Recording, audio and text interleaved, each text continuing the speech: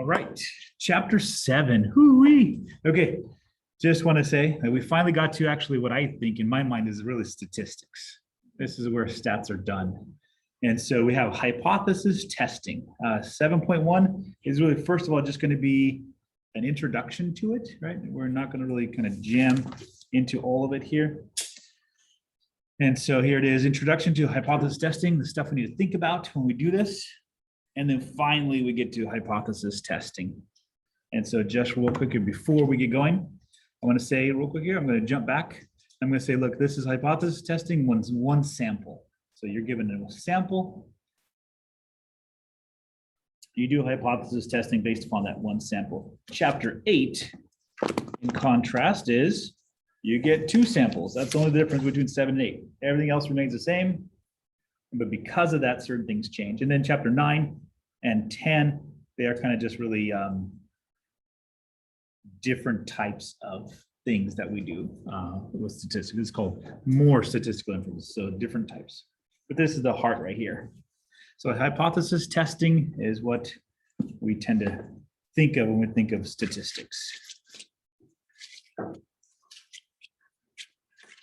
Okie dokie, let's go. So let's see the chapter here.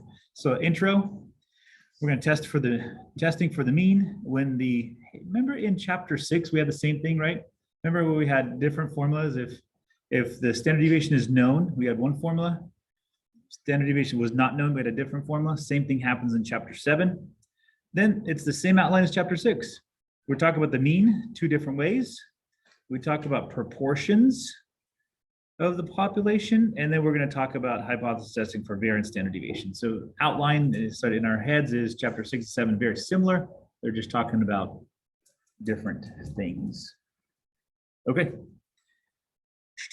There it is. Let me get my stuff out. And yes, we are going to have to do some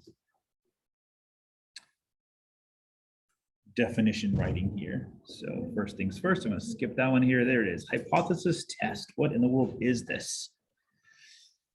So if you're taking notes here, let's go for it here. Hypothesis test is a process that uses sample statistics to test a claim about the value of the population parameter.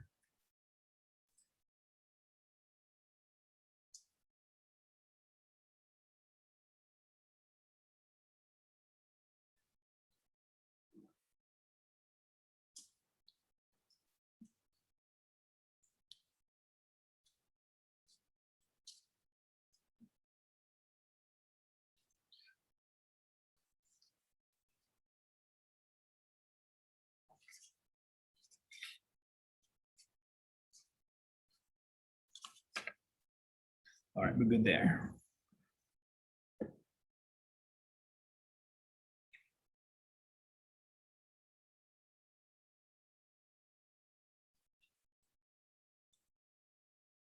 Cool, so hypothesis test. We're going to be testing a hypothesis. I think if you kind of just jump back to science, right?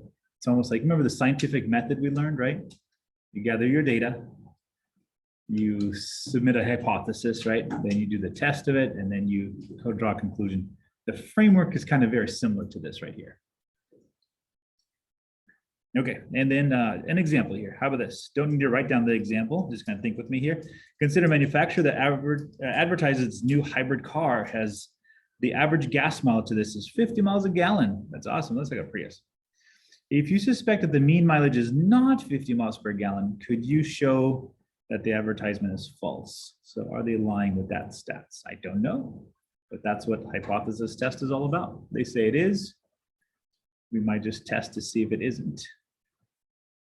Okay, next definition. A statistical hypothesis. And we've got to write down, I guess, all of these here. We kind of stated different ways here.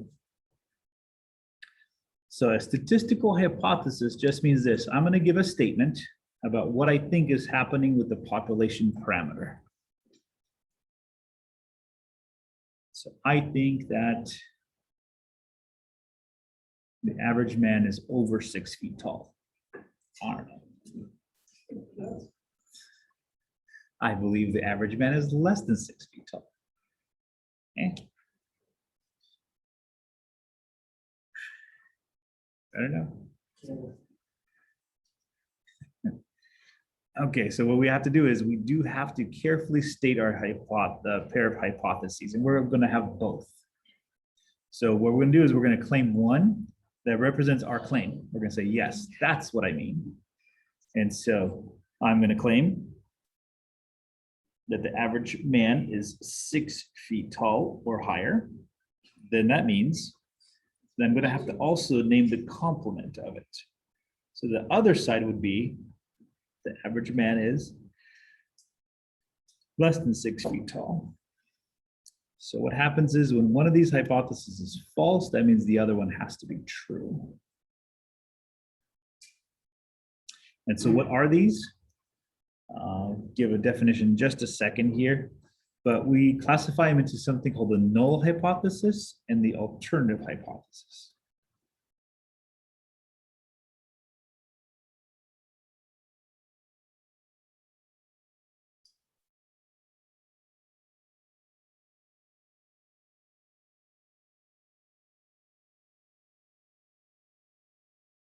So we're going to just kind of let's learn how to write hypotheses first, and then we'll go from there.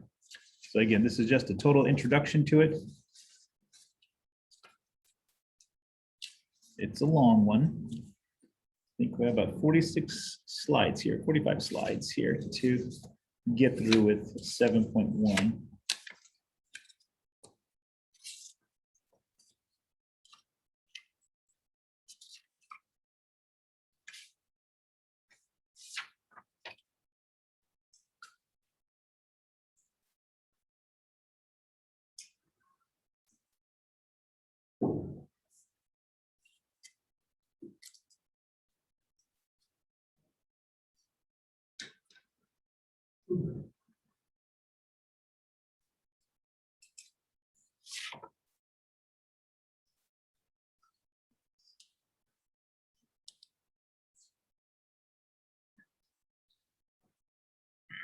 Let's see, I could maybe just highlight as I go, huh?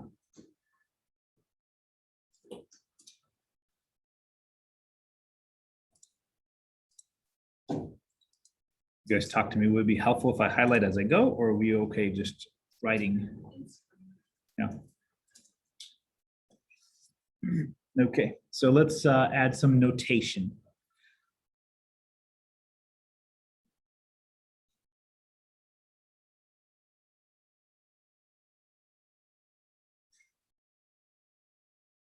So the null hypothesis, if you want to kind of put arrows over here, do this here. Take this arrow, kind of bring it out here, right there. There's the claim. And the alternative hypothesis is the complement here. So we're going to say the null hypothesis, that's what I want.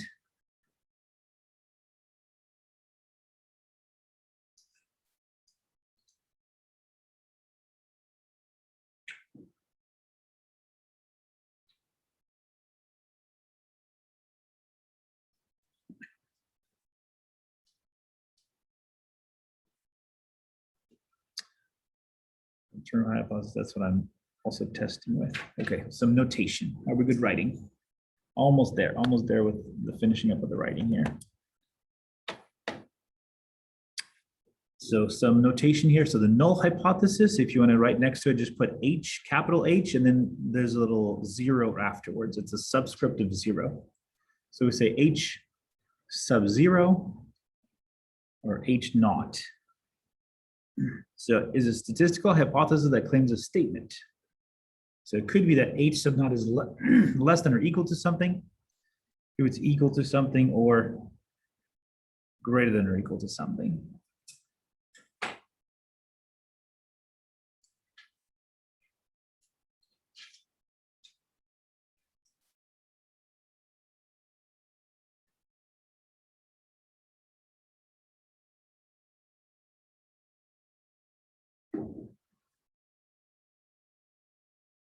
Okay, cool. There's that one. Let's jump to the other one a little bit longer here.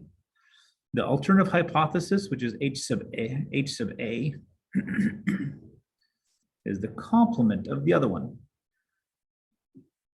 It is a statement that must be true if HO is false. And it contains this. It contains either a greater than symbol, not equal to symbol, or a less than symbol.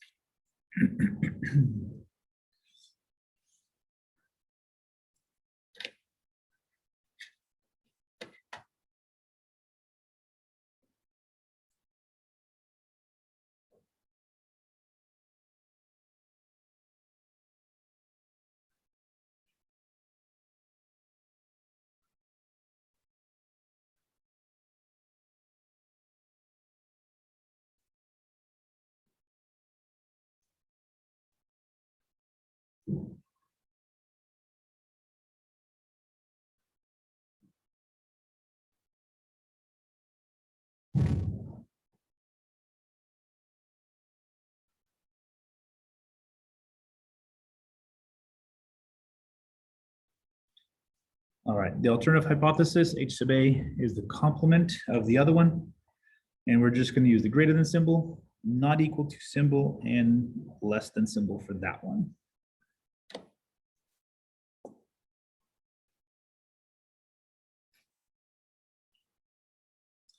All right, not to write this down right quicker, but if you want to kind of say it, what does that mean? So if you have the H and a little zero next to it, I'm going to say it like this always, H sub 0 or H naught.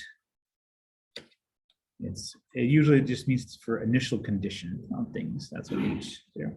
HA, we just say H sub A because that is a subscript. So H subscript A, the mathematicians get lazy.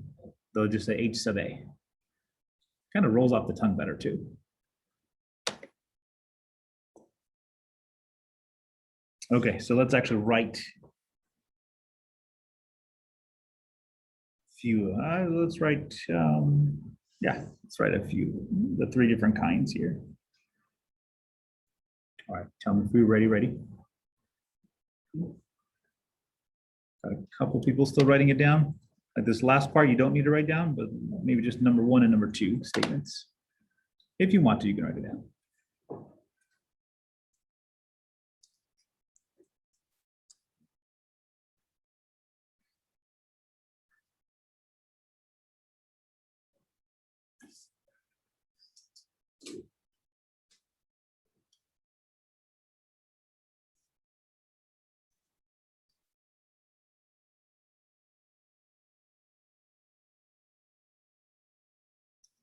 Cool.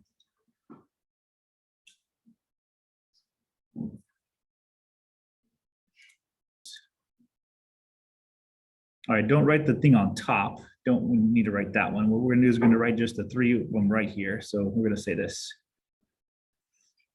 So H naught, and you write colon.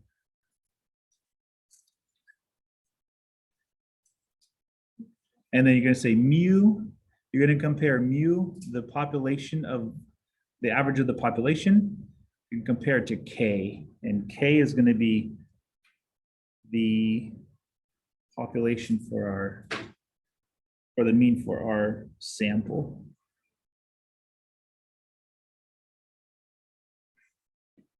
So notice it's kind of like the 3 different ways you can write it. If H naught is the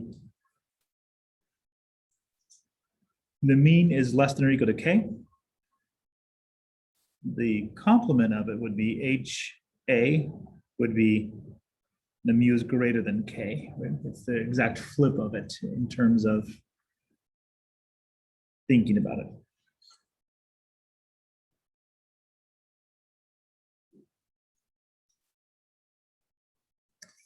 And so what we should do is this little piece right here, the H naught.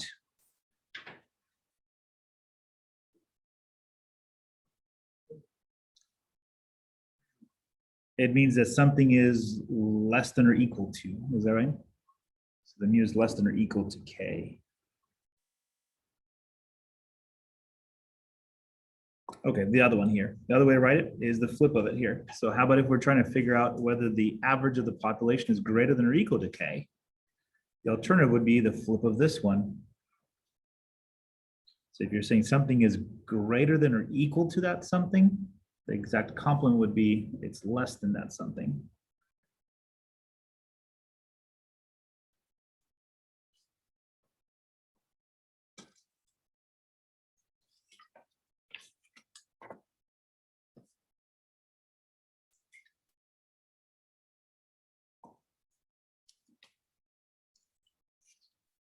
All right, and last one here. So we have H sub A. We say the mean is actually equal to, both means are the same. The alternative hypothesis would be both of them are not the same. There's a difference there. There's a difference between the two.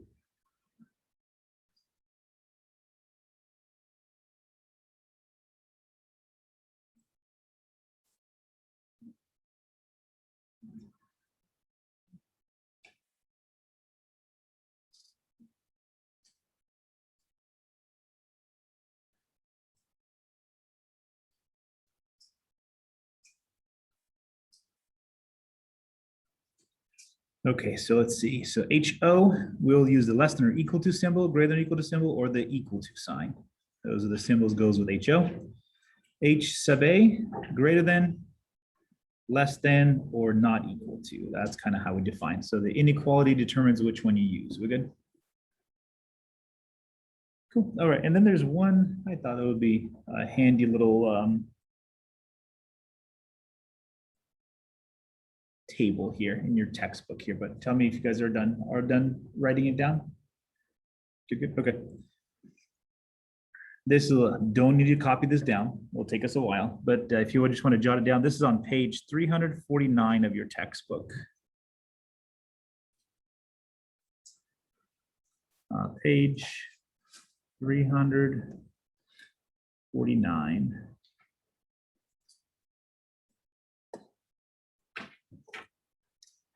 So, but let's read it together just so we understand here. So it's going English into mathematics. That's what we're kind of looking at here. So the statement, the verbal statement of H sub naught, the top one here. There's 4 different ways we normally talk about something being bigger than something else or bigger or equal to. We say greater than or equal to. We could say at least. So mu is at least K. Same thing. We could also say mu is not less than K. You're saying not less than K, you're saying it's either the same or bigger. Or not shorter than K. Looking at the alternative hypothesis, H sub A, ways we talk about that would be less than K, below K value, fewer than K if you're talking about objects, people, and shorter than K if you're talking about length or measurement of some sorts. So there's your K value. Really good. So sometimes in English, especially the whole concept of not less than K. So this one you're probably going to refer to as we do these hypothesis testing back to this little chart, just to make sure you know which one you're supposed to use. So let's go for it. Let's do some examples. Don't need to write it down. Think with me as we do this. I got 1, 2, 3. I got 3 examples here. Let's go with it. So in each claim is a mathematical sentence. State the null hypothesis, the alternative hypothesis, and then identify which represents the claim that we're going to use. We good? So a school publicizes that the proportion of its students who are involved in at least one extracurricular activity is 61%. So I'm looking about equal to 61, something about equal to 61%, right? Okay, let's see, equal to, is that part of H naught or HA?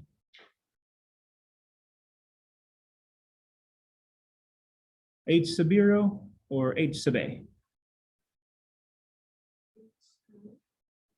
Again? H, no. Okay, H sub A. So the equal to part is going to go under. Let's see, and this is let's get our variable straight here. So notice it says the school publishes that a proportion of its students. So when you talk about proportion, what we normally do is we just put P in there. We're good. Proportions are B. Averages are going to be mu. So P for proportion equals to 0.61.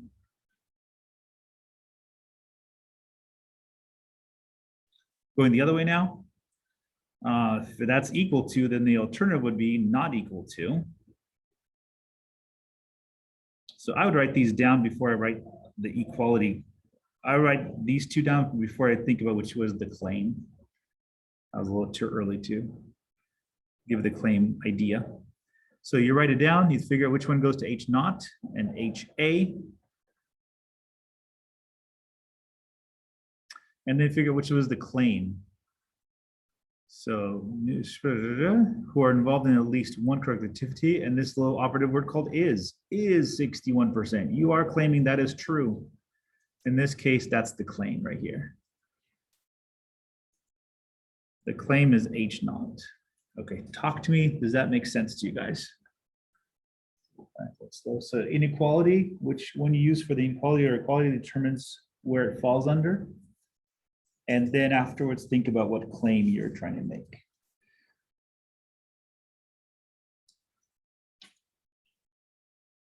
Normally, H naught is on top always, and then HA is on the bottom. That's kind of normal how the setup goes. And then you fill in the rest of the things. Okay, try one for you guys here. Try. And this one, just kind of write down the answer. Number 2, car dealership announces that the mean time for an oil change is less than 15 minutes. I don't know if that's true. So here it is. I got H naught colon colon HA colon. And then so can you fill in what the H naught is, what the HA is, and after that tell me which one's the claim.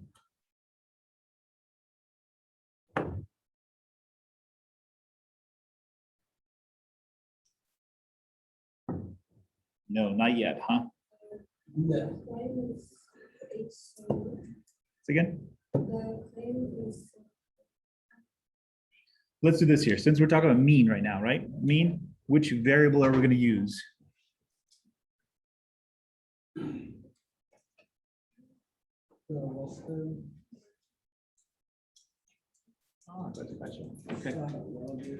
No problem, no problem.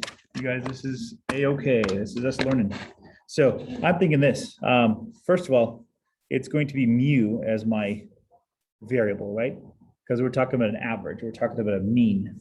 It's not a proportion like we had before. So there's that.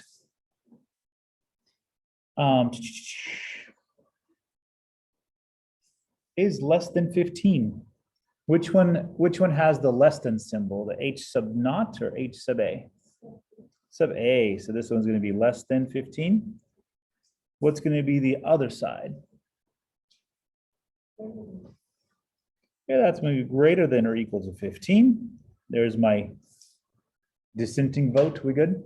What's the a squiggly? This guy is the one that we've been using for the mean. It's Greek letter M, really. The way you pronounce it is you pronounce it as mu, but it's a squiggly M.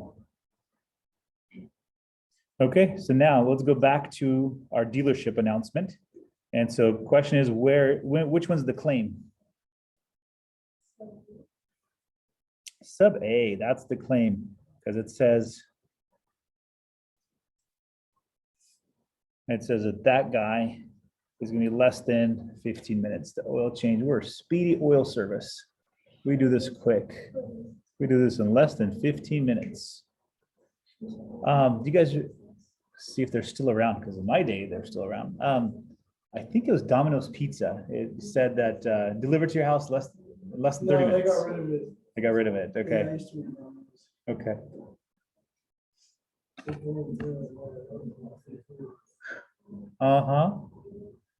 I'd imagine, yeah. It That's used to true. like that, but it's just depending on like how many drivers you have. Because again, if it's one driver, 10 deliveries, it's like, Yeah, not gonna make it. that ain't happening. Uh-huh. Okay, are we good with this one though? Are we kind of, is it settling in a little bit here? Talk to me and give me any questions so far on this one? Okay, number 3. It's okay. If you have questions, ask. Please do. Are we good there? Any questions on why this one, this or that? Okay.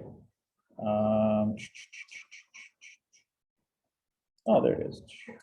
Last one, here it is. A company advertises that the mean life of its furnaces is, man, more than 18 years. You're gonna get at least 18 years of life out of this furnace. Please buy it now for $3,000. You're gonna get at least 18 years. They're guaranteed to work for more than 18 years.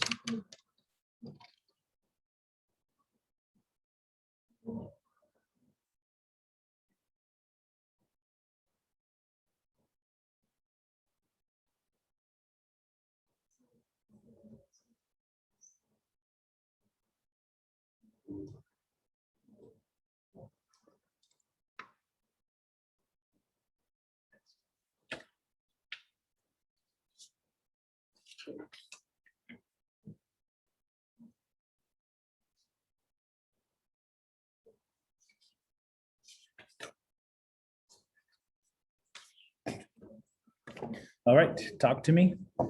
H sub O, what do you guys have for H sub O? Um,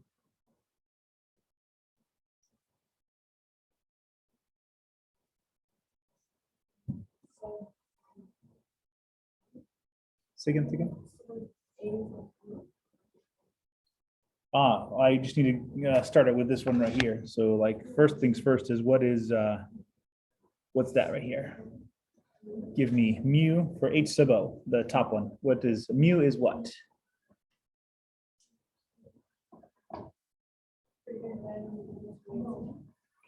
Cool. So that's cool. Just want to see it. Let's see. It says the mean life of its furnaces is more than 18 years. So more than 18 years would have to be over here because it does not have the less than piece to it. We good? That means the other one would have to be less than or equal to 18. Good there? And then we read it again, figure out which one's the claim. And more than 18 years, the bottom one is the claim. Cool, good.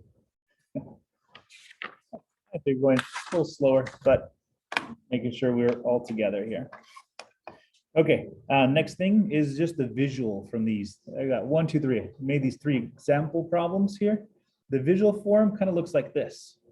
Let me go back real quickly to 2 and to 1. This one was all about equality, right? It's exactly 61.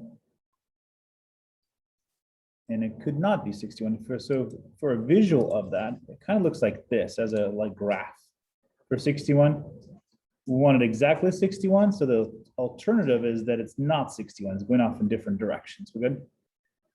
On the second one, the claim was the oil changes take, I think it's an oil change problem, right? Less than 15 minutes. That's H sub A.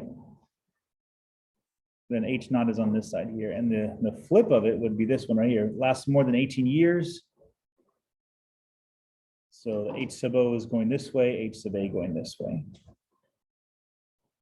Okay, next, few things to keep in mind. As we get here it is. It's in bold even, just to make sure we know this. So we're going to talk about air. What happens to air? So no matter which hypothesis represents the claim, always begin the hypothesis test assuming that the equality condition in the null hypothesis is true. So remember the equality condition.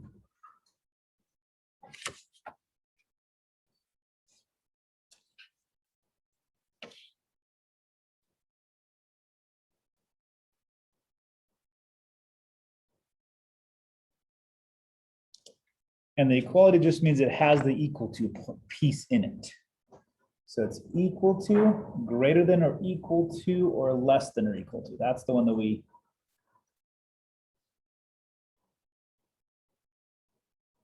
are going to use. That's true. So then we're going to perform a test. So we're going to assume that H sub naught is true.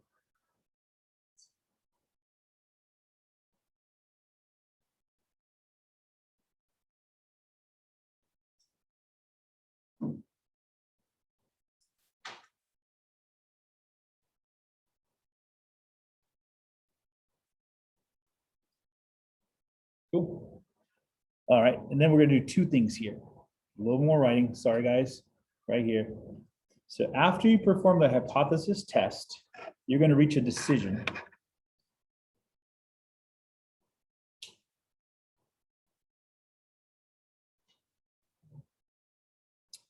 So you're going to reach a decision of you're going to either reject the null hypothesis, or what you're going to do is you're going to fail to reject the null hypothesis. That's what you're going to say.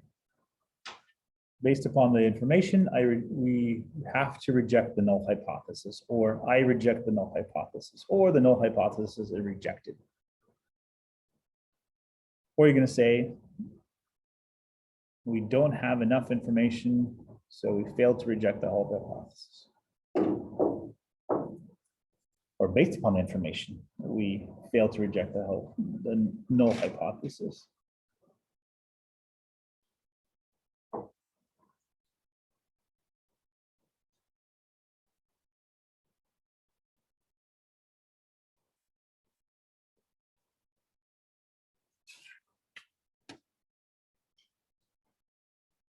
All right, and don't need to, I'll let you guys write down some more here. Go for it.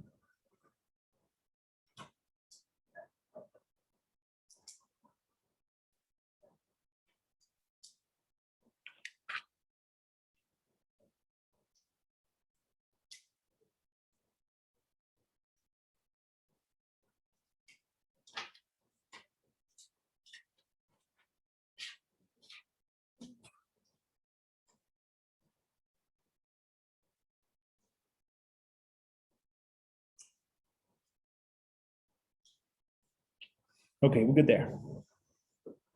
Okay, don't need to write this next one down, just kind of think with me here. So we're trying to say something about a population, right? And what we have is we have ourselves a sample, whatever it is. So is there a possibility that based upon the sample, it's a wrong decision? Or is it always true, right? So if I say the average man is above 6 feet tall, right? And then what I do is when I gather my sample, I don't use a very well constructed sample base, but I gather some samples, and guess what? For some reason, I pick a whole bunch of tall people because I was randomizing the sample. That's kind of who came in, or it was a convenience sample, right? It's like whoever wanted to do the survey, or I was testing and the basketball team happened to be there. And so they did the survey, nobody else did, right?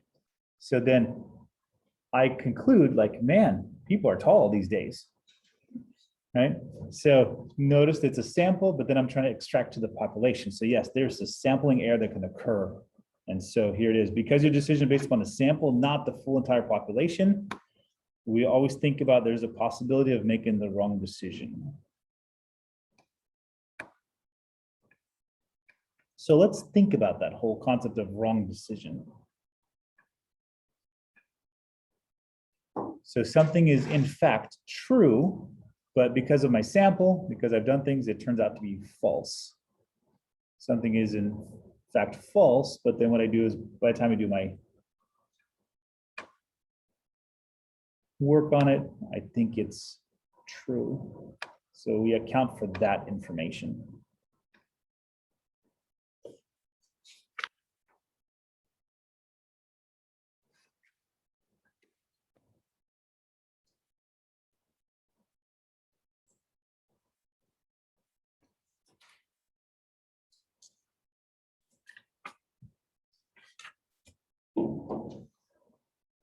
All right, we good? Next graphic, don't need to follow it, just it's explaining this little piece right here, a little more detail here. So here it is, see if this makes sense. So we're going to talk about the truth of something. Talk about the truth of something and the decision we made, right? Because that's kind of what happens here. So let's say H naught was actually true. And what we did is we do not reject H naught. So we come up with a true decision. That's cool. It could be that it's true, but then based upon our sample data, based upon how we've constructed things, we reach the whole concept of we reject it. So if something is actually true, but our decision is to reject it, we have committed a type 1 error. And so what happened was usually in people that review statistical data, and it's a peer-reviewed article, they'll say, oh, the way it's constructed, it's prone to a type 1 error. Or in order to limit type 1 error, we did the survey this way, or we did the sampling this way. Okay, so then how about this? In reality, H naught is false. And then what we do is we fail to reject H naught. And that way we have ourselves a little problem. That commits a type 2 error. So in reality, the reality of things is false. But what we do is we do not reject the null hypothesis. I think it was what, 2 weeks ago? There was like three or four COVID tests out there to take home COVID tests. And so one was pulled off the shelf 2 weeks ago because it gave too many false positives. So you guys talk to me here. Which one is the false positive? So that means you don't have COVID, right? But the test says you do have COVID. And then after, it took a while too, because people were getting COVID and then be like, I don't have COVID. I don't have any symptoms. So they'll take another test and it's like, yeah, true. That's not, you don't have COVID. So then, of course, then someone has to try those, right? Do both exams, right? Do both, this one and this one, or do all three. And this one turns out to be positive and the others turn out to be negative all the time. Like, yeah, so it got pulled off the shelf because it gave too many false positives. So true, you do have, in actuality, X equals true.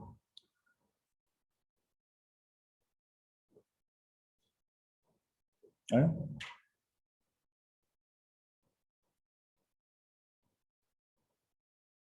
And then you reject the truthfulness of the claim. So therefore, we've committed a type 1 error. Are we good?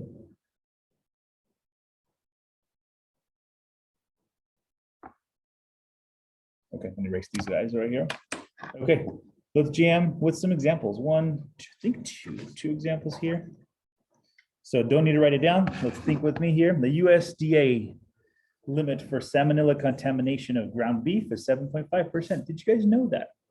It's not like there's no salmonella in the food product. It's just their baseline is 7.5%. So the meat inspector reports that the ground beef produced by a certain company exceeds the USDA limit.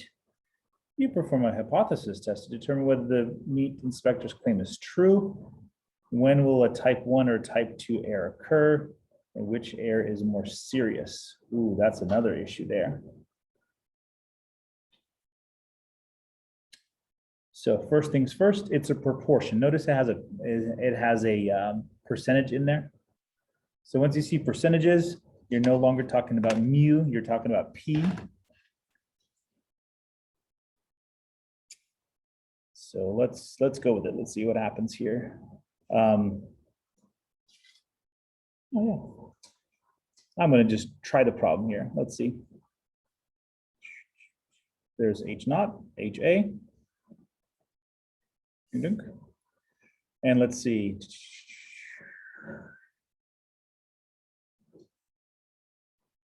Mean inspector reports the ground beef produced by company exceeds the USDA limit. So we have ourselves a P that's going to be greater than 0.075. Tell me if you guys agree with that.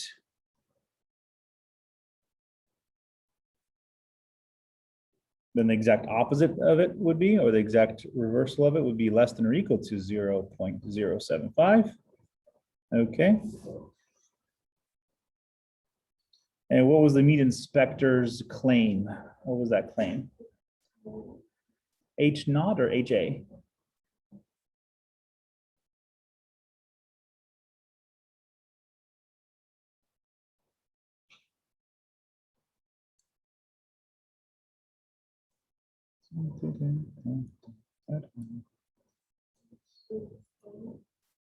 HA, huh? It means there was too much in there. So the claim right here, there's our claim right there.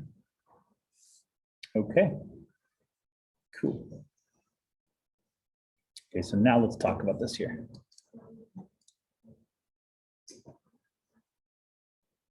I think we're getting used to these. Are we getting used to the claim and the non-claim and all that stuff? Okay. Zoom, let's go over here. So then question is, if that's the claim, the type 1 error is rejecting H naught when it's true. There's your type 1 claim. The actual proportion of contaminated ground beef is less than or equal to 0.05, but you reject H naught. Let that sink in just for a little bit, just to make sure we get it.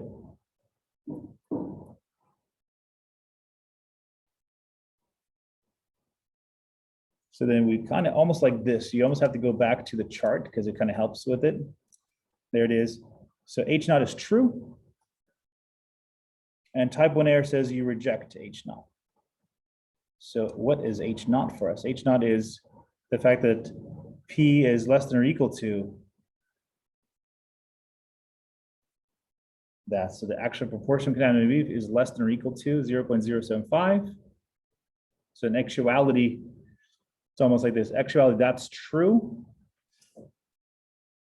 But then we reject it. So there's your type 1 error. Type 2 error is, now we claim this is false, but then it's in actuality, it's true. So the actual proportion of contaminated ground beef is actually greater than 0.075, but you do not reject HO, you think it's true. We're good?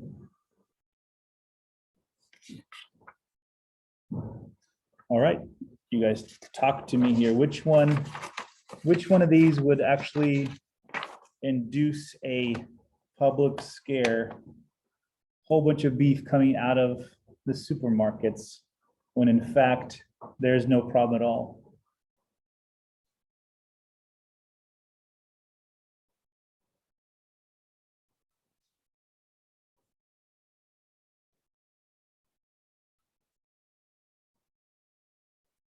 So type 1 or type 2? We can guess as well. So how about, let's go with, raise your hand for type 1. Say type 1, actually, cool. And then type 2. All right, 5 against 1. Let's see who wins. So the actuality of the proportion of contaminated is less than. So in actuality it is less than this one here, but you failed to reject H2. So type 1 is a public scare. Beef gets off the shelves, everything's recalled, but then why? Because everything was just fine. Okay, the type 2 error.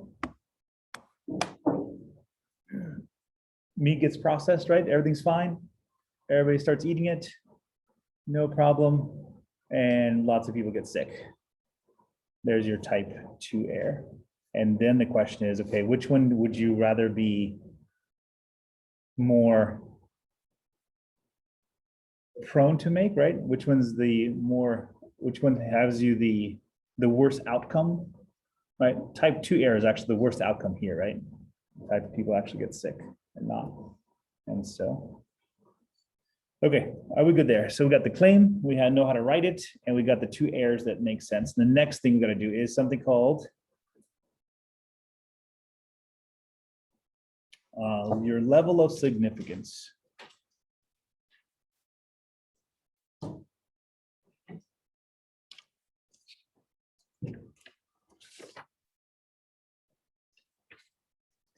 All this stuff put together here. So, honesty question. How many of you guys looked at chapter 771, glanced at it at least before coming to class today? Like, I want to know what this is all about. That's cool. All right. I think that's a record. Today our record is 2 people. We got 2 people that looked at the chapter ahead of time.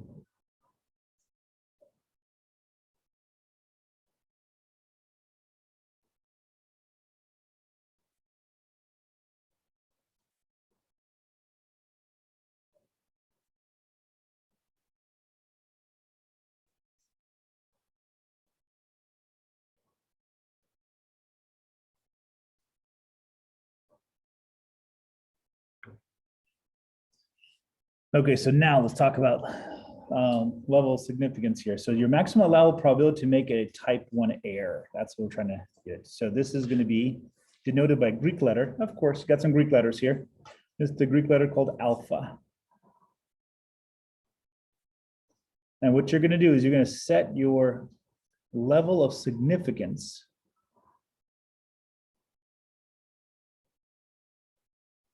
in order to make sure you don't get a type 2 error.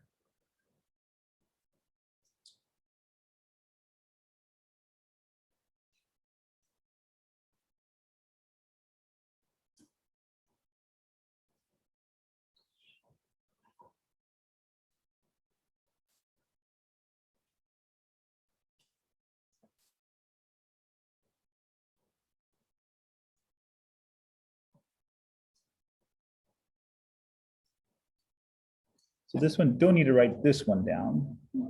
Not this one, but the next stuff here. So if you want to, by setting the level of significance at a small value, you're saying that you want the probability of rejecting the true null hypothesis to be small. So you want to get really scrutinized over this.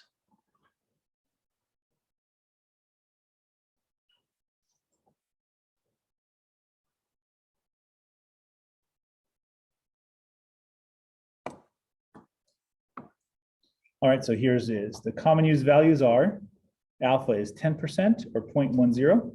Hey, we've seen these numbers before, is that right? Alpha is 0.05 or 95%. Technically, right? That's, or 5% error. Or if you really want to limit the stuff here, you say alpha is equal to 0.01 or technically 1%.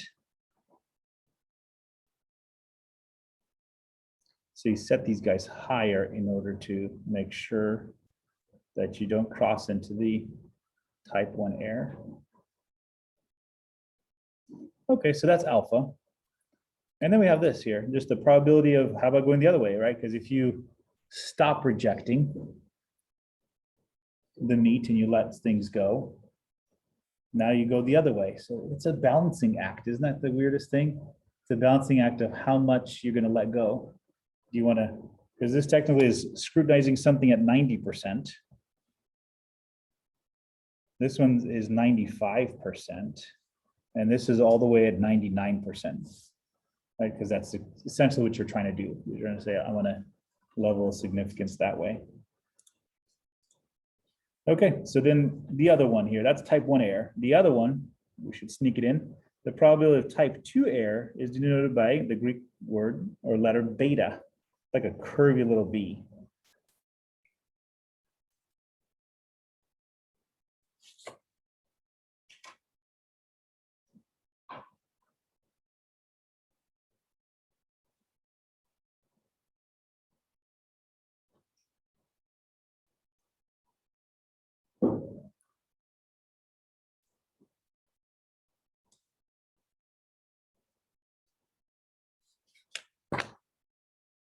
All right, got a few people still.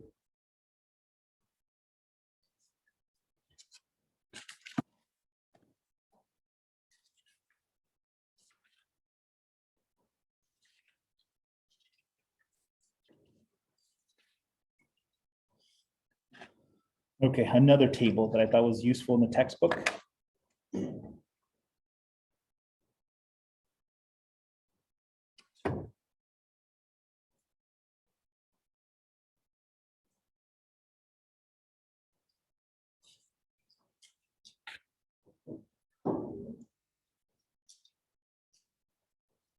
Good, I think everybody's done here. Let me jump to this one here. So another table like this, just for us to understand where, because you sometimes get lost in the variables.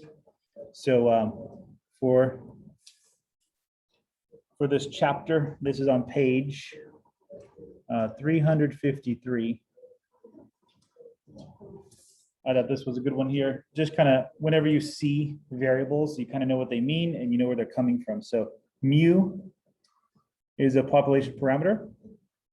X bar is your test statistics from your sample. P is your population parameter for a population or proportion of a population. So whenever you're dealing with percentages. P hat becomes your statistic. And then the Greek letter S is for variance. English letter is for variance being squared. And then we did these all along right here. Remember, this is, oh, that's kind of cool. Look, it actually even tells you which one you're going to use here. So remember, we use the Z statistic if we know our standard deviation. That's from chapter 6. We use T if we don't know our standard deviation. We have a small sample size or the curve is not normal. We also use Z for our population proportions, and this guy is called chi squared. We use that if we're not talking about mean, we're actually talking about the variance itself. Okay, anyway, I figured that'd be good for us to see that here. Okay, let's jam. Then let's go with something called the p-value or the probability value.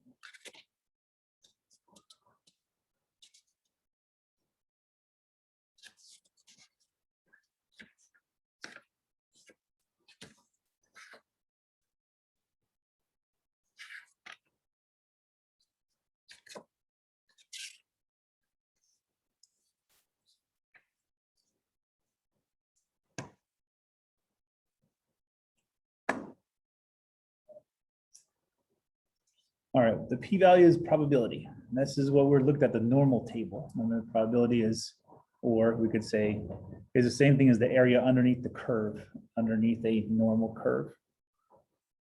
So we're going to look at the area underneath the normal curve to determine that probability here.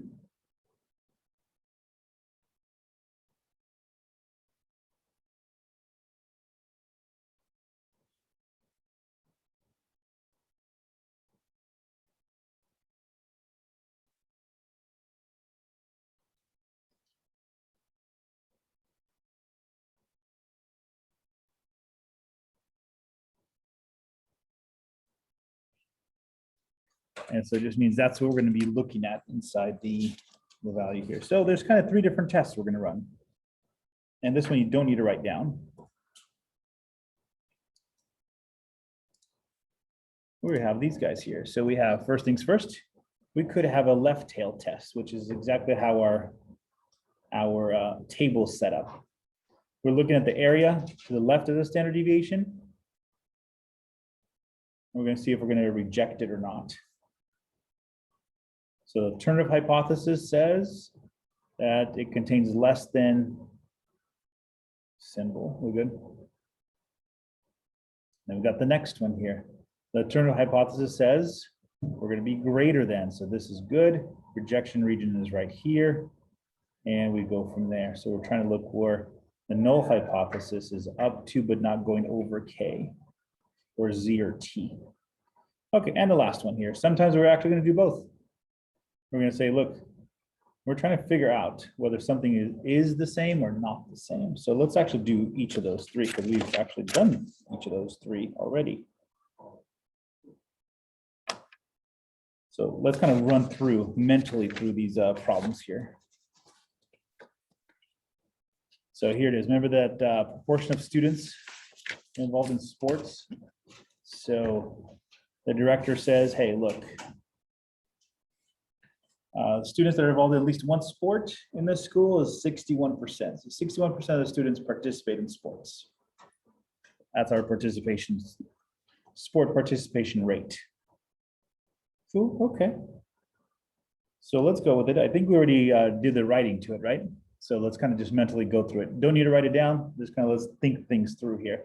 So, because we did pieces of this already. So tell me if this is true. We good? P is equal to 0.61.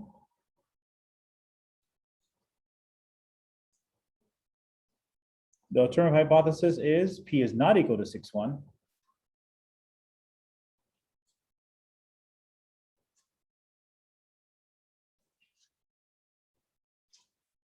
And then let's take a look at our graph of it.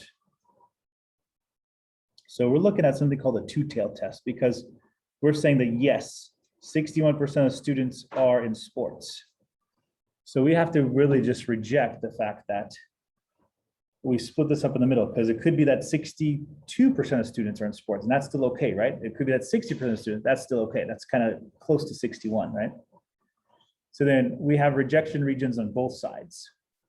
So what we do is we pick the p-value that we're looking for. And real quick here, this p-value right there,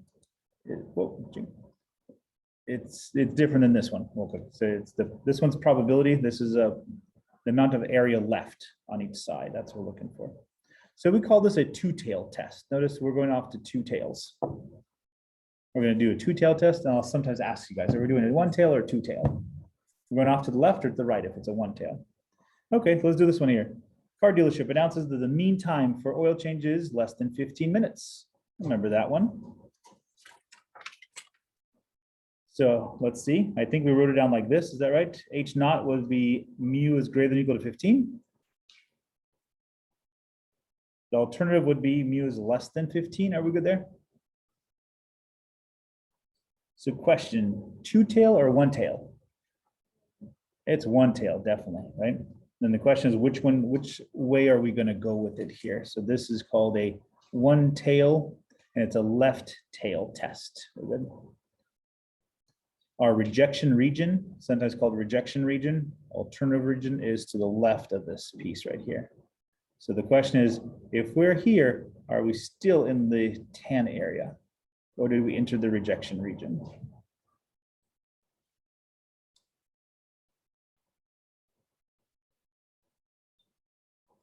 Cool. So hopefully it's sinking in. So this one especially kind of interesting because actually the alternative hypothesis is actually the claim itself, right? Isn't it? So the question is, are we in the rejection region or not? Okay, and last one. This one is the company advertised that the mean life of its furnaces is more than 18 years. More than 18 years. So here's what we got. Mu is less than or equal to 18. The alternative was mu is greater than 18. That's cool. And now we have ourselves a right tail test. The question is it going to be more than a certain value? So it could be that they're 19 is still good. Could be that 17.9 is still good, right? 17.4. How about 15? Would that still be good? I don't know. So then we got to figure out, we got to put some probabilities together for that to be seen. Almost done, guys. Let's see. I got, what time is it here? So we're burning time. Decisions. Let's go with decisions now.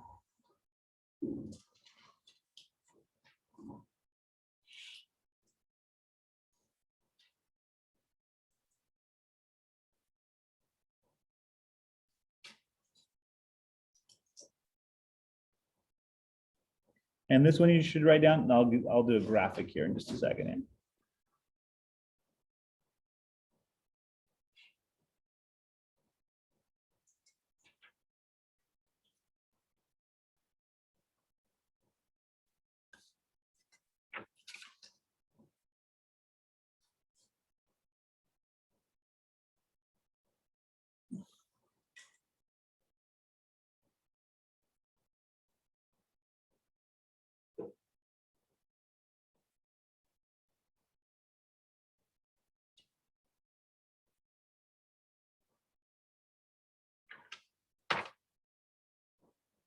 Okay, so the p-value is less than or equal to a, we're going to reject h naught because we assume it's true, and then we reject it if we need to. If the p-value is greater than a, then we fail to reject h naught. And the way we sort of think about it, another graphic here,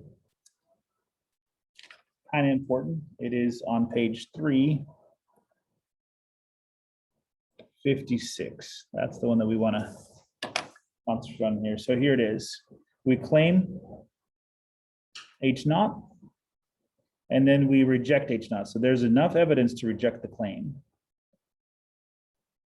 Or it could be that we claim h naught, but then we fail to reject h naught. So there's not enough evidence to reject the claim. And again, as we do some more examples, it'll hopefully make sense here. This one here, so notice there's enough evidence to support the claim. So there's a claim on HA on the evidence. The claim is made, and we reject h naught. So that means there's enough evidence to start supporting that claim that's true. And then the last one here, there's not enough evidence to support this claim. So it kind of goes back and forth on it, just depending on what we do here.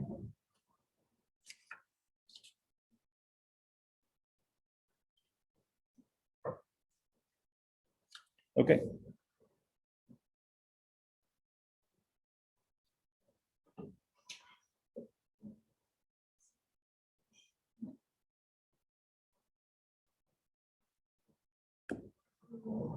Now let's read through the next few here, as it's the new ones that we did before. Just kind of read through it here.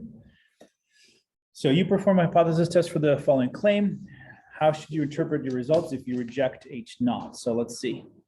So you fail to reject h naught. So here it is. Let's see. Got to go back real quick here.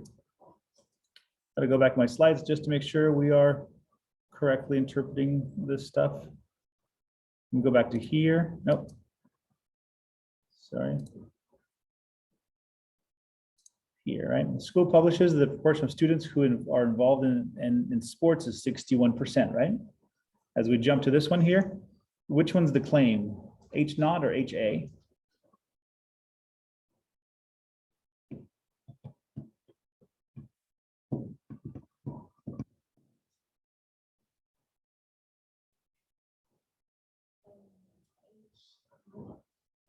I'll go with H naught as the claim, right? It is 61%, right? So then let's do this here then. So let's go back.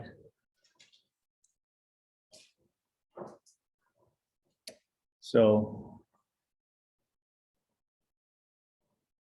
a school publishes a proportion of students are involved is at least one sport or participate 61%. So the claim is represented by H naught. That's cool. If you reject H naught. So the claim is represented by H naught. Let's go back to our table because that's kind of, we're going to have to go back to this table several times.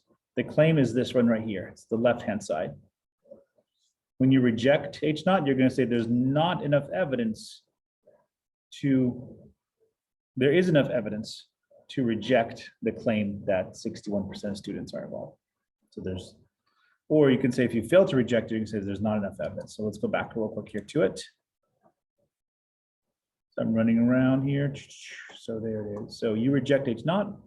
You should include there is enough evidence to reject the school's claim that the proportion of students are involved in sports is 61%. So you rejected the claim itself. If you fail to reject it, you just say there's not enough evidence to reject this claim. We don't know yet. Could be true, don't know.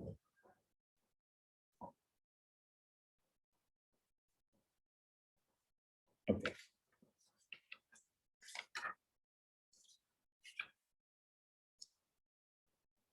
Let's go the other way. This is the car dealership, right? Claims that the oil changes take less than 15 minutes a day. That means HA is the claim. That means H naught needs to be rejected, right? So then we go like this. The claim is represented by HA. So then HO means the mean time for an oil change is greater than or equal to 15. Let's go with it. So then if that's the case, if you reject H naught, you conclude there is enough evidence to support the Claudius claim that the mean time for oil change is less than 15 minutes. Again, going back to the little table. All right, if you fail to reject, then you just say there's not enough evidence to support the Claudius claim that the oil change is less than 15 minutes. Are we good? It's all based upon the table that we do over there.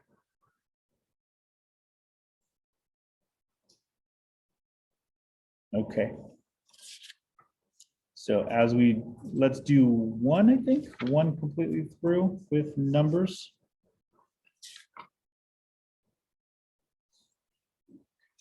So we state H naught, HA. We then are put in our level of significance, what we want. We're going to determine if we're in the rejection region or not.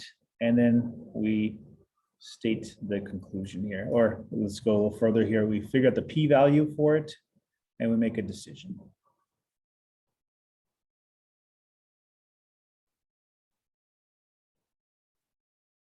Okay, we jump to this one here.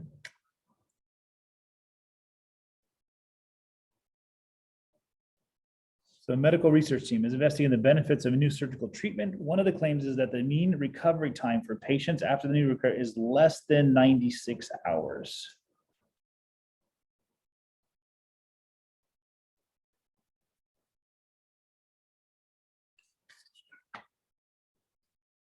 So can we write this up real quickly here?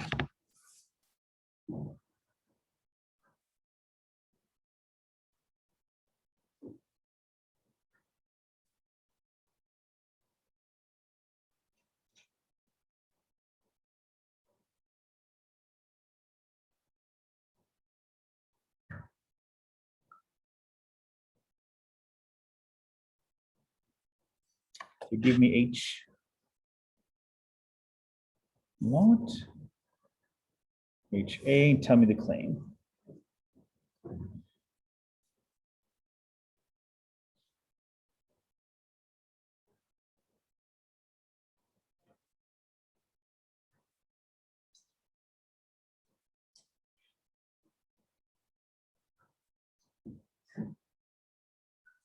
So let's see, both of them have mu inside them, right?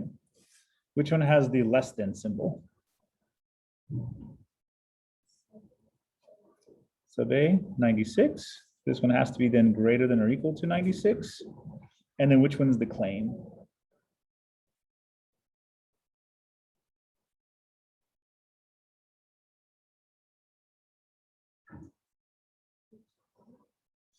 HA is the claim, right? The claim is from the hospital staff.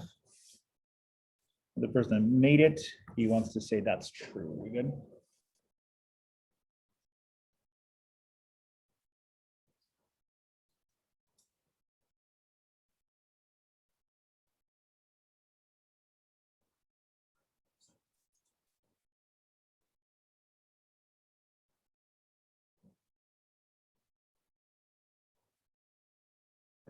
Okay, it's 30 after here. I'm gonna.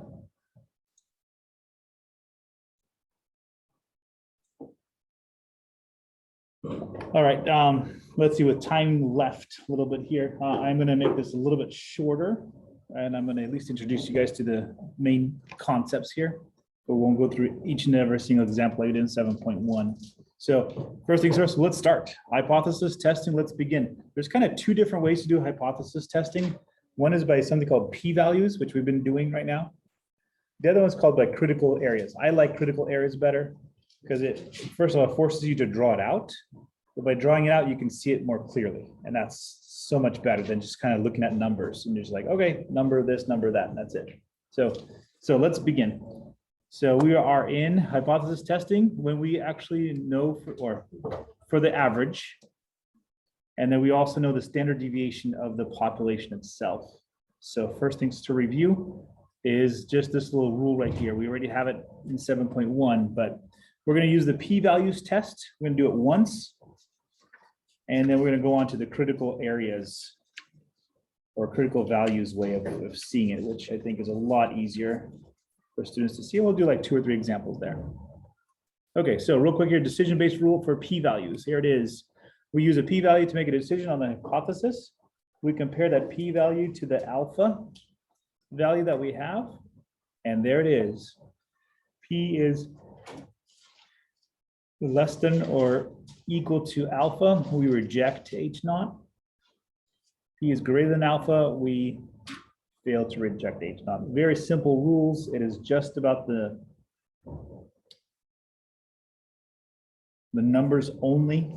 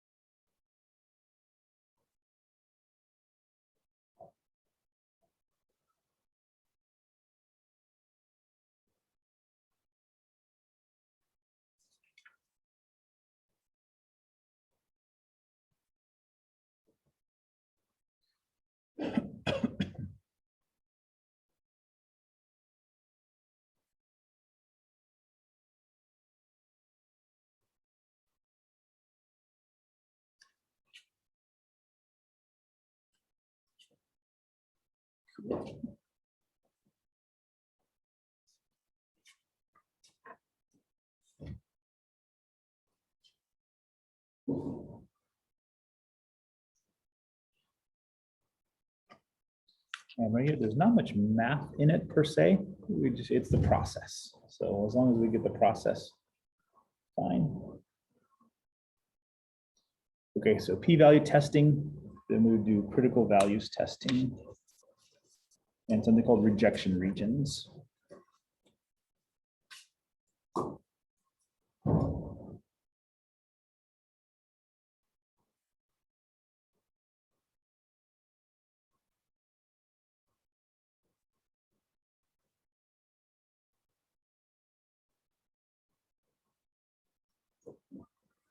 Okay, we good? Got there. And then one more we got to do. Of course, we got to do the Z. We've seen this before. It's the Z formula, the Z test formula. There it is. So the Z test we're going to use based upon mu and based upon our X bar value. And here's our formula. So is equal to X bar minus mu over standard deviation divided by square root of n. All right, when can we use this? We use this when 2 things are true. The sample is random, good random sample. The second one is either we already know they're normally distributed, or our samples are greater than or equal to 30.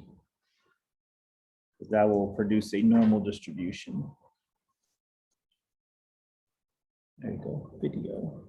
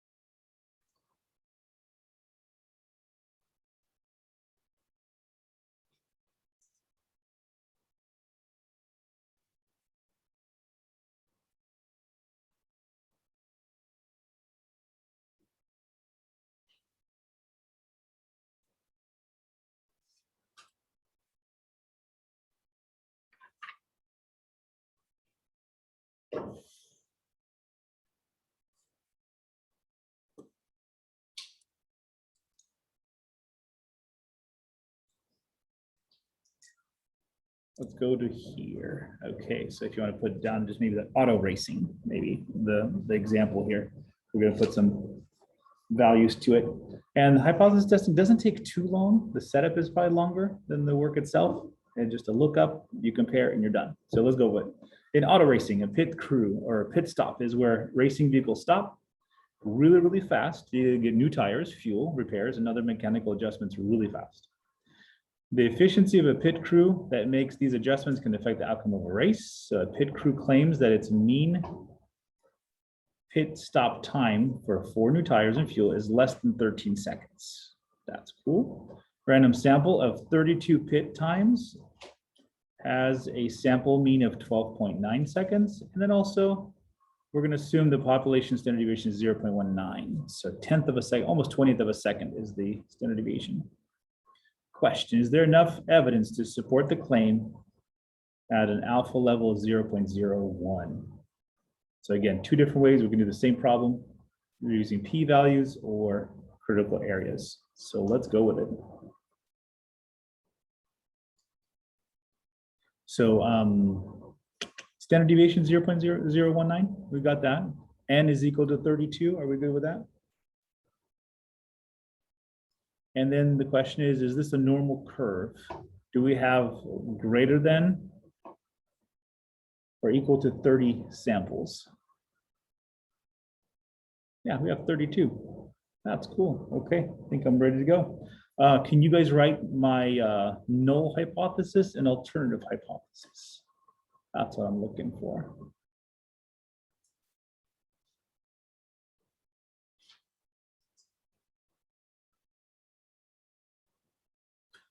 So the picture claims that its mean pit stop time is less than 13 seconds.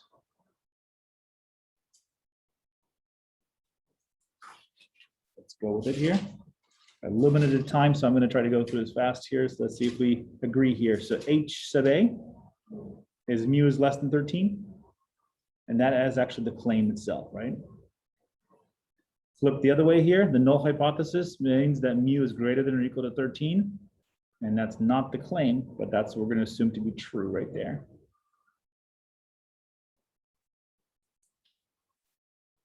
So now the next thing is we got to get our z-score for this guy. So z-score, 12.9 minus 13. Then 0.19 divided by the square root of 32. So real quick here on your calculators, try that to make sure you get that right there.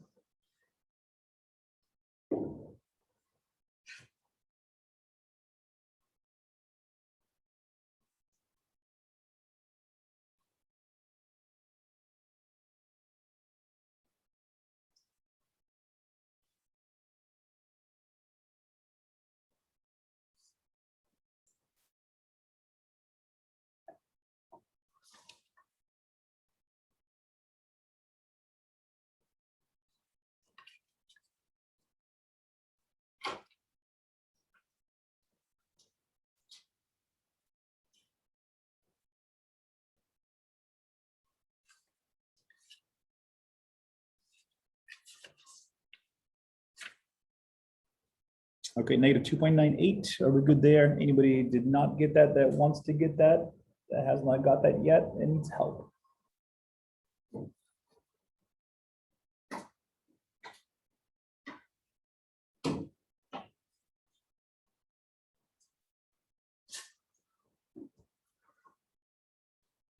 Okay, we good. We have 2.98, that's perfecto. Okay, so what we're gonna do with this one, let's take it to the next level here. So now we're gonna take negative 2.89, that's the z-score. Can you guys convert the z-score into a p-value probability? Ooh, that's right. Let's see, screen, show taskbar. We gotta pop this little up. We could look at the table and back of the book. That's another possibility. Well, let's go with it here. So distribution. Normal curve.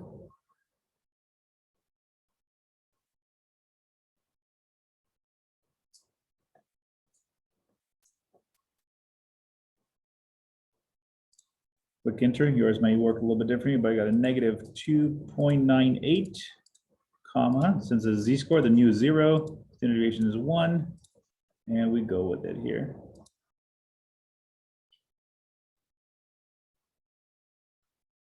Ah.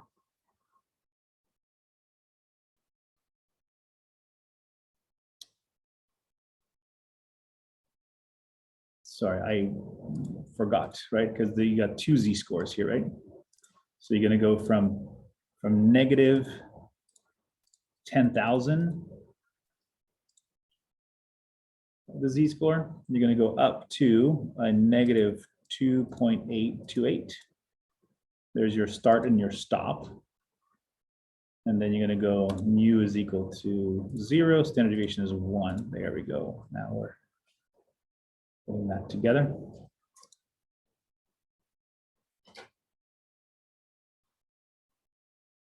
So I got a p-value of 0.00144. That's my p-value. So if we were to take a look at this on a graph, what does this mean graph-wise for us? Is we have this right here. The z-value is negative 2.98. So the area that's left over, right over here, the area that's left over out of 1 unit would be 0.0014, or we could say 0.14%. So then all we do, we got our p-value, we're going to compare it to alpha. What's our alpha value?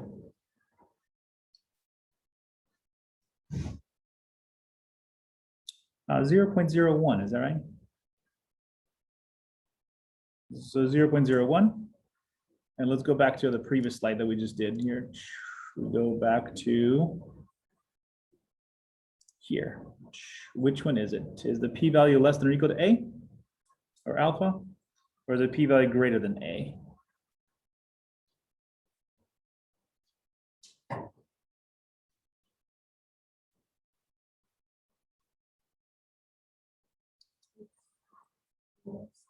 It's less than, huh? Less than or equal to, right? Yeah. So we go over here, p-value compared to 0.0014 compared to 0.01, that's like 10 times bigger. Alpha is 10 times bigger, therefore we reject the null hypothesis.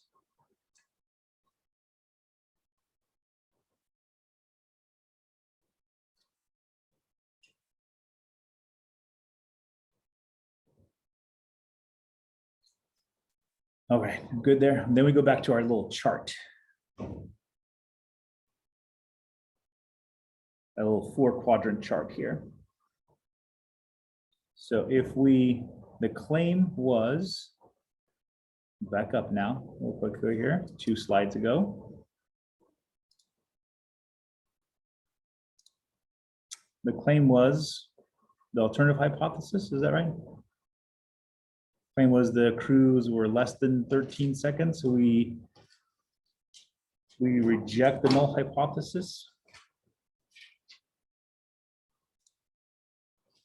Therefore, just on the bottom right here. So there is enough evidence at the 1% level because our alpha was 0.01, so 99% confidence. So at the 1% level significance to support the claim that the mean stop time is less than 13 seconds. There is enough evidence to give that value there.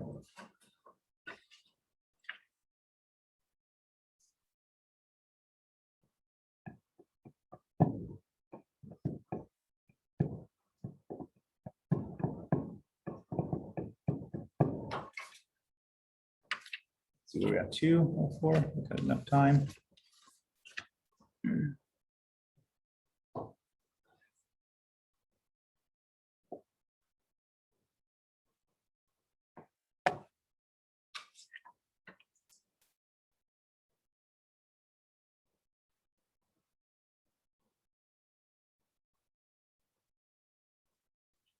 Okay, so let's switch. That's called a p-value way to do hypothesis testing. Let's jump to the other one. And I'm going to go to this little piece right over here. It's called the rejection region or critical value way of doing it. So don't need to write this one down. This is just a graphic here. We'll just do an example here. So instead of looking at the p-value, and the p-value is really just the area that's on either to the left-hand side, the right-hand side, or both sides, right? What we're going to do instead, we're going to compare z values to each other. That's all. I think it's a lot easier. It's visually appealing because you kind of see both sides of it. And so we kind of set it the way I would sort of do it if I were doing it. And they work the same way. You could just kind of choose which one you like, which one you get to be familiar with. So let's jam. Let's do 2 examples here where we end. I got myself this one right here. Let's go. Employees at a construction and mining company claim that the mean or average salary of the company's mechanical engineers is less than that of one of its competitors, which is $88,200. So a random sample of 20 of the company's technical engineers has an average salary of $85,900. Assume the population standard deviation is $9,500. The population is normally distributed. So at the 95% or 0.05 level, let's test the employee's claim. So we are getting paid then, we're getting paid less than what other engineers are being paid. So write for me real quick here. Can you give me the null hypothesis and the alternative hypothesis here?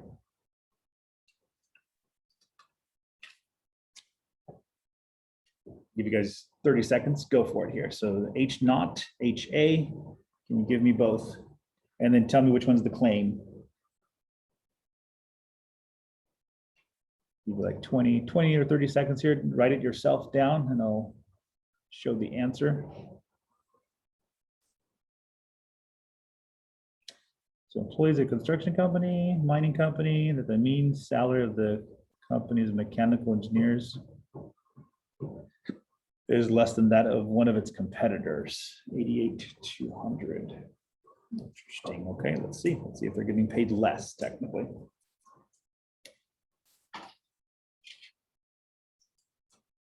All right, so let's see if we're correct here. So the alternative hypothesis, mu is less than 88,200, and that is the claim. That means the null hypothesis would have to be mu is greater than or equal to 88,200. That's what we're looking at. And then we have to calculate the z-score. So can you calculate the z-score now? Same exact formula, same exact everything.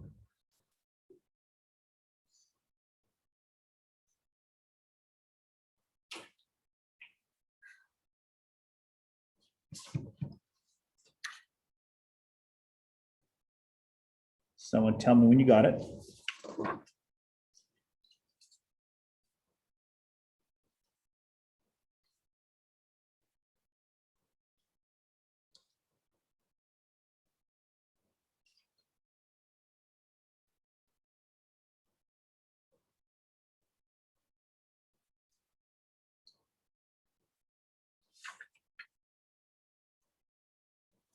And then also tell me a 2-tailed test or 1-tailed test.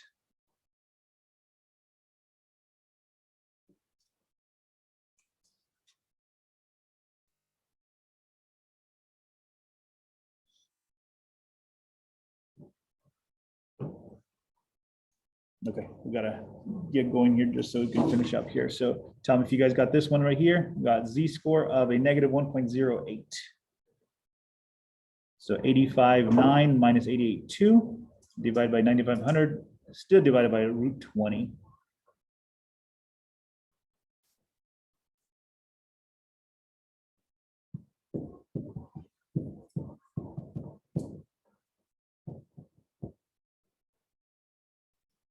Okay, so that's the z-score that we want. So we're looking at negative 1.08. That's what we're at. Now the question is this. Since we have an alpha level of 0.05, kind of 2 different ways to do it. One way is to look at your chart. On your table right here, table 4, in the back of your book. And you're saying to yourself, where is 0.05 as far as area is concerned? It's going to be where the z values are negative.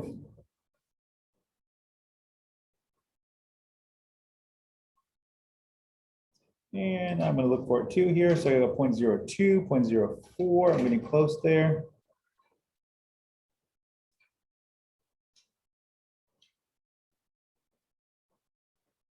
On our chart, If you guys can see it, it's between, on your chart, it's between 0.0505 and 0.04905. You guys see that on your chart?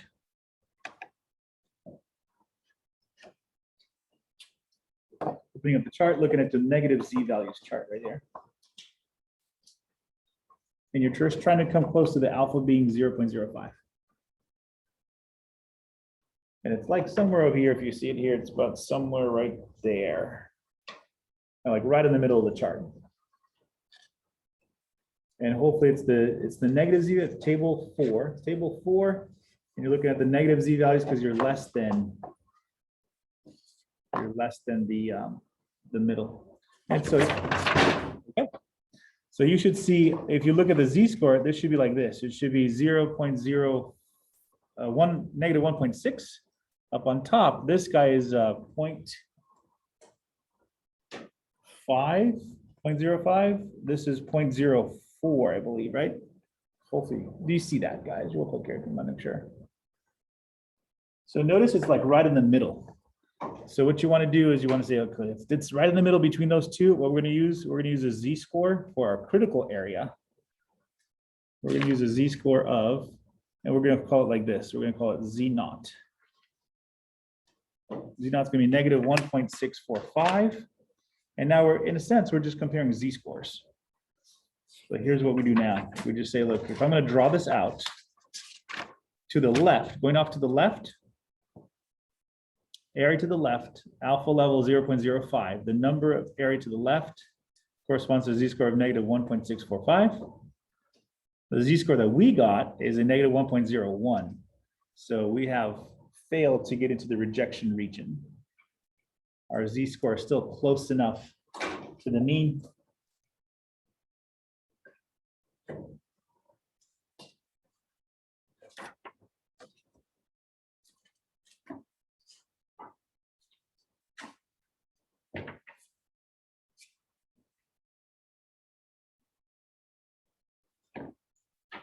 Okay, are we good there? Hopefully that makes sense. Okay, we're gonna jam with one more problem here we can do before the hour.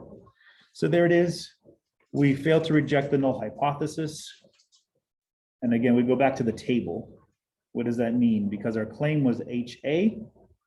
And so the final answer, there it is. There's not enough evidence at the 5% level to support the claim that employees mean average is less than 88.20.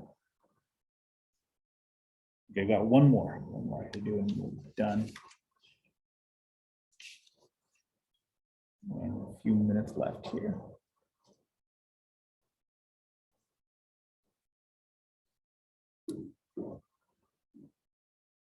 Okay, so notice this is a one-tailed test, right? We only looked at one side, right? Sometimes we look at two sides at the same time. So let's take a look at this one here. So a researcher claims that the mean annual cost of raising a child, age 2 and under, by married couples in the US is $14,000 and $14,050, okay? In a random sample of married couple families in the US, the mean annual cost of raising a child, ages 2 and under, was $13,795. Sample consists of 500 children. Assume the population standard deviation is 2,875 at the 10% level. Is there enough evidence to reject the claim? So the claim is that the mean annual cost of a child age 2 and under is $14,050. You guys talk to me here. Does it feel like a one-tailed test or a two-tailed test?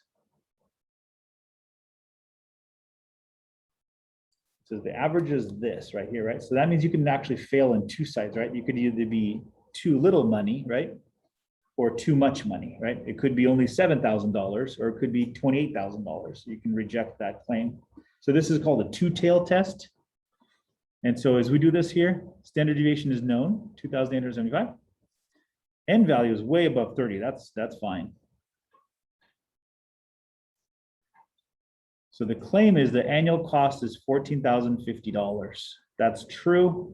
That goes into the null hypothesis already. M is equal to 14,050, and that is actually the claim. The alternative claim would be it's not that much. It's not that amount.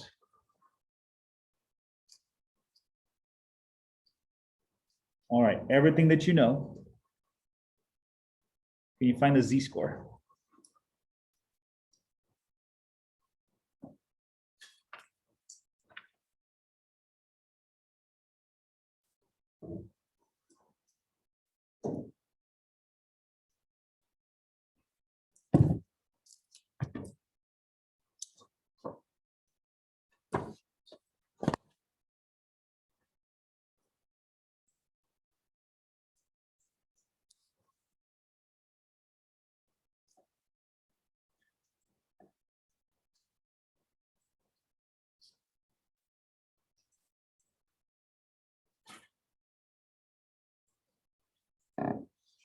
All right, this is what I got for the z-score. Z-score is 13,795, subtract 1450.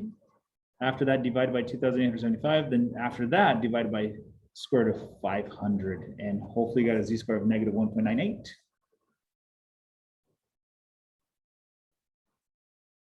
And now the question is, what's our rejection region? So if we're going to graph this out, what will be our rejection region?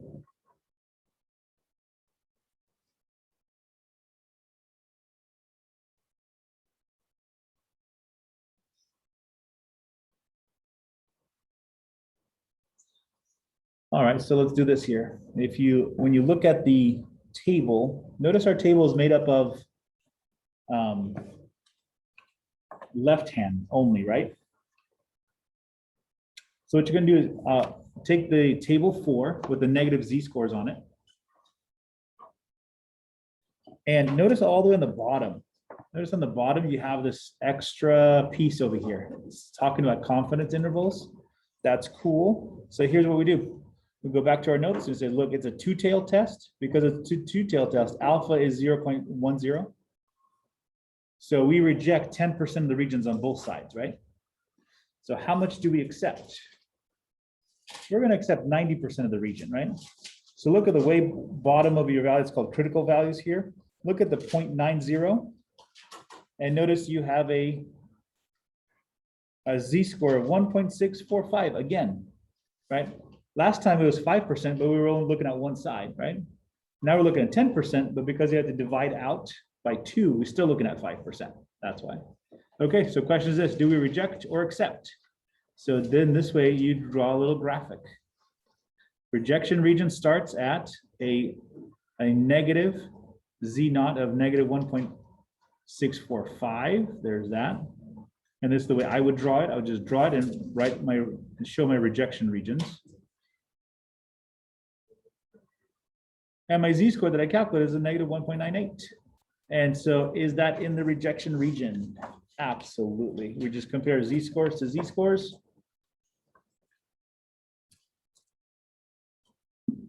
And at that point, we can reject the null hypothesis. So then the question is this, kind of careful here because our claim was the null hypothesis, right?